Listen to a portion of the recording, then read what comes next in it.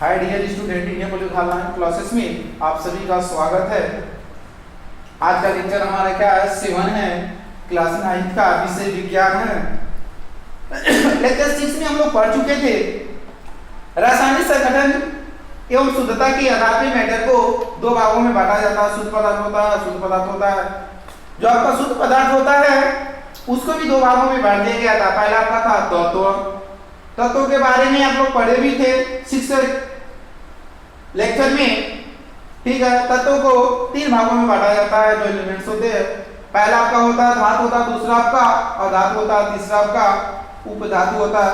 कुछ तत्वों के नाम भी आपको बताए थे, उसके परमाणु क्रमांक भी बताए थे एवं उनके संकेत भी बताए थे, और कुछ अधातुओं के बारे में भी आपको हम बताए थे। ठीक है, और उपधातुओं के बारे में भी आपको क्या किए थे, जिक्र किए थे। आज हम लोग देखेंगे शुद्ध पदार्थ के अंदर दो भागों में इसको बांटा गया है। पहला आपका होता है तत्व, दूसरा होता है यौगिक। शुद्ध पदार्थ इसको कितने भागों में बांटा गया है? 2। पहला आपका होता है तत्व, दूसरा आपका होता है यौगिक। तत्वों के बारे में हम लोग लेक्चर 6 में क्या किए हैं, पढ़ लिए हैं। हमारा ये क्या होता है, धातु, अधातु और उपधातु। आज हम लोग देखेंगे यौगिक। ठीक है, यौगिक किसे कहते हैं?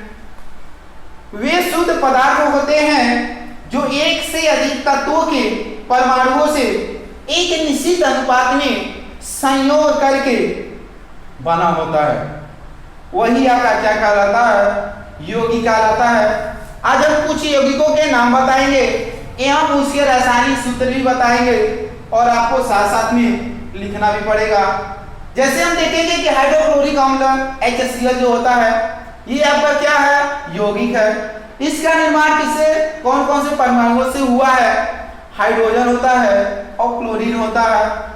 ये दोनों एक निश्चित अनुपात में जब आपस में मिलते हैं और मिलने के बाद एक यौगिक का निर्माण करते हैं। इसी प्रकार हम कई यौगिकों का नाम बताएंगे एवं उनके रासायनिक सूत्र भी बताएंगे आपको। हाइड्रोक्लोरिक आपको बता दिए हैं। नाइट्रोजन ऑक्साइड क्या होता है, नाइट्रिक ऑक्साइड क्या होता है, नाइट्रोजन पेंटाऑक्साइड क्या होता है, नाइट्रोजन डाइऑक्साइड क्या होता है, नाइट्रिक अम्ल क्या होता है, पोटेशियम डाइक्रोमेट क्या होता है, पोटेशियम एलम क्या होता है, पोटेशियम परमैंगनेट क्या होता है। ठीक है, इनके जो रासायनिक सूत्र होते हैं उनको भी हम बताएंगे। ये सब किसके अंतर्गत आते हैं, सब ये यौगिक के अंतर्गत आते हैं। कुछ और देखेंगे, सल्फ्यूरिक अम्ल होता है, सल्फर डाइऑक्साइड होता है, सल्फर ट्राइऑक्साइड होता है, सोडियम बाइकार्बोनेट होता है, सोडियम सिलिकेट होता है, सोडामाइड होता है, सोडियम पेंटासल्फाइड होता है। इन यौगिकों का नाम आपको बताए हैं। अभी आगे भी लिखवाएंगे इनका जो अणु सूत्र होता है, और आपको भी लिखना पड़ेगा।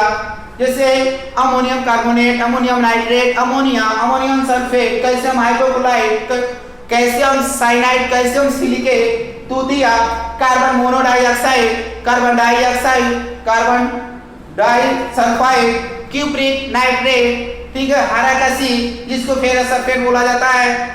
इनके रासायनिक जो सूत्र होते हैं सबको आपको क्या करना है, लिखना है, और लिखने के साथ साथ आप सभी को याद भी करना है। ठीक है, हम लोग स्टार्ट करेंगे। यौगिक इधर लिखवा दे रहे हैं, यौगिक और उनके रासायनिक जो सूत्र होते हैं। आपको पता चल गया होगा कि कंपाउंड किसे कहते हैं, यौगिक किसे कहते हैं। आपको बताया यौगिक वे शुद्ध पदार्थ होते हैं जो एक या अधिक तत्वों के परमाणुओं के एक निश्चित अनुपात में रासायनिक संयोग से बना होता है, जिसे यौगिक कहते हैं। ठीक है, आगे देखेंगे।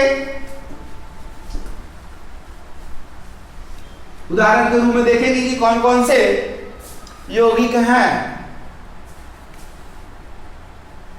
ये आपका क्या हो जाएगा, यौगिक, उसके रासायनिक सूत्र भी साथ साथ हम लोग पढ़ते चलेंगे। रासायनिक सूत्र, पहला यौगिक हम ले रहे हैं हाइड्रोक्लोरिक अम्ल।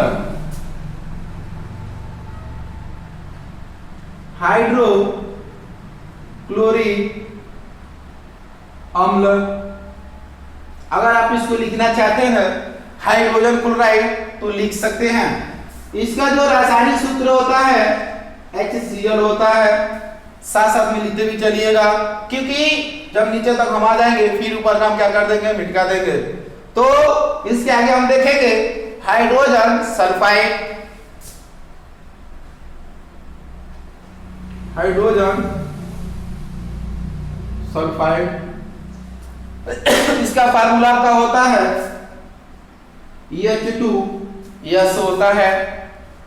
अगला यौगिक हम लिखेंगे hydrogen peroxide, hydrogen peroxide formula इसका होता है H2O2, ठीक है। आगे देखेंगे नाइट्रिक अम्ल, नाइट्रिक अम्ल फार्मूला इसका होता है HNO3 होता है, ठीक है। दूसरा देखेंगे नाइट्रिक ऑक्साइड, ठीक है। देखिएगा ये क्या नाइट्रिक अम्ल था, अब इसको लिखवा रहे हैं नाइट्रिक ऑक्साइड, ऑक्साइड दोनों में अंतर देख लीजिएगा। इसका फार्मूला आपका क्या होता है, NO होता है। नाइट्रोजन ऑक्साइड भी कहीं कहीं लिखा रहता है, ठीक है। आगे देखेंगे नाइट्रोजन पेंटा ऑक्साइड, पेंटा ऑक्साइड इसका फार्मूला आपका होता है N2O5 होता है, ठीक है।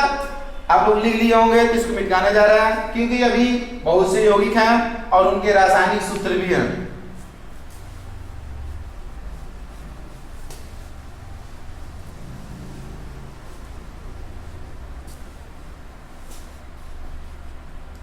आगे देखेंगे नाइट्रोजन पेरोक्साइड,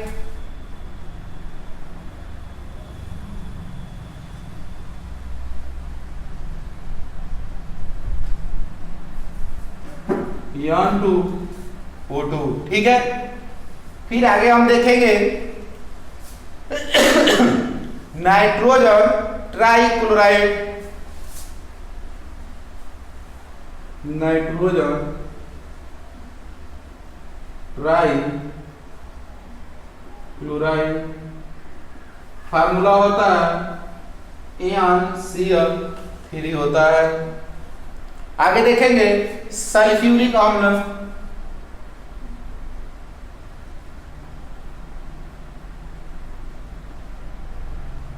फार्मूला होता है आपका H2SO4। आगे देखेंगे सल्फर डाइऑक्साइड,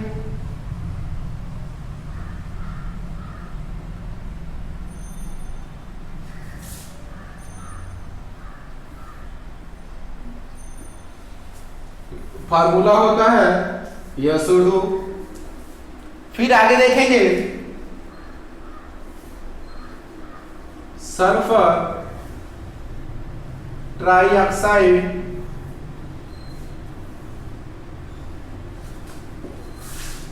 SO3 होता है, ठीक है। अब देखेंगे सोडियम बाइकार्बोनेट,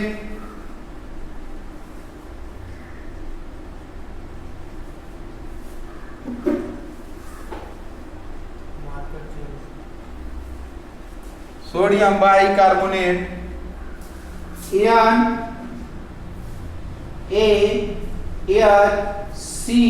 NaCO3 होता है, ठीक है। सोडियम बाइकार्बोनेट, ठीक है। आगे देखेंगे sodium bisulphate, sodium bisulphate formula आपका होता है Na2SO4 होता है। आगे देखेंगे सोडियम पेंटासल्फाइड, सोडियम पेंटा सल्फाइड। फार्मूला इसका होता है Na2S5 होता है, लिख लीजिए निकालना। ठीक है, हो गया होगा।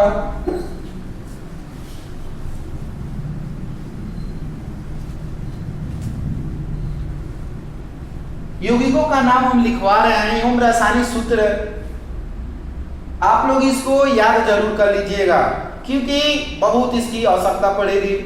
आगे देखेंगे अमोनिया।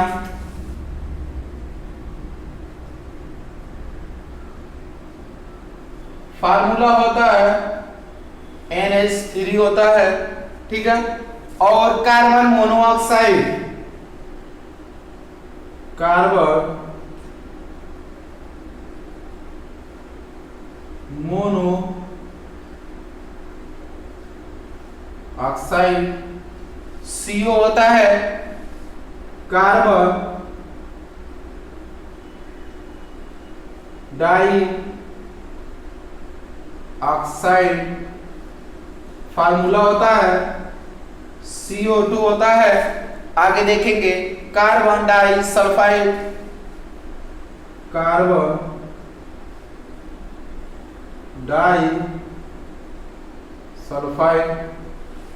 फार्मूला आपका होता है CS2 होता है। क्यूप्रिक नाइट्रेट, क्यूप्रिक, ठीक है, नाइट्रेट।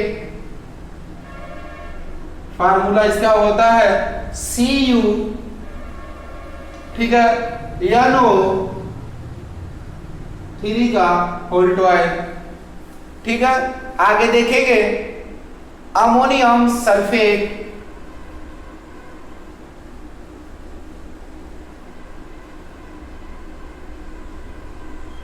अमोनियम सल्फेट NH4, ठीक है, का होल ट्वाइस SO4। ठीक है, आगे देखेंगे तूतिया, ठीक है, जिसको कॉपर सल्फेट बोला जाता है,